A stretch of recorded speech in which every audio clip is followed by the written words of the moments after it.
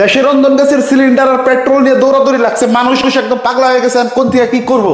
কারো কারো বাড়িতে ভাত রান্নার নিয়ে সিলিন্ডার নাই, গ্যাস নাই, আগুন জ্বলতেছে না চুলার মধ্যে। কারো কারো আবার বাইক বা গাড়ি চলতেছে না, যে পেট্রোল নাই, পেট্রোল পাম্পে হাজার হাজার মানুষের ভিড়। কিন্তু সরকারের থেকে কইতেছে কি জাগো দেশে প্রচুর পরিমাণে পেট্রোল আছে, প্রচুর পরিমাণে গ্যাস আছে, কোনো অসুবিধা নাই।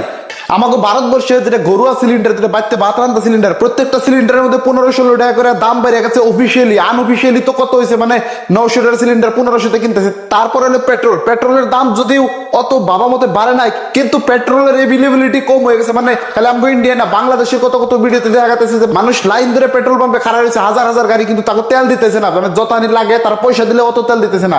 এই ক্রাইসিস আইলো কোন থেকে?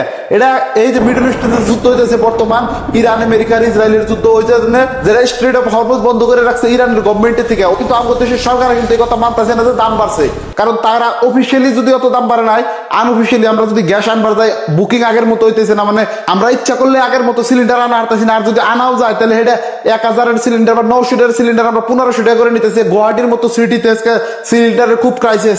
আনকি ভিলেজ এরিয়াতে সিলিন্ডারের এভেলেবিলিটি একদম খুব কম হয়ে গেছে। মানে দোকানিরা চান্স দিতেছে। এই বস্তুটার কারণ হলো এই যুদ্ধ। তো দেশের যে কোনো দেশের যুদ্ধ হলে অন্য দেশেরও যে ক্ষতি হয়, তার একটা অন্যতম উদাহরণ হলো এটা। যুদ্ধ হইতেছে ইরানে, কিন্তু গ্যাস বা পেট্রোলের শর্টেজ হয়েছে ইন্ডিয়াতে।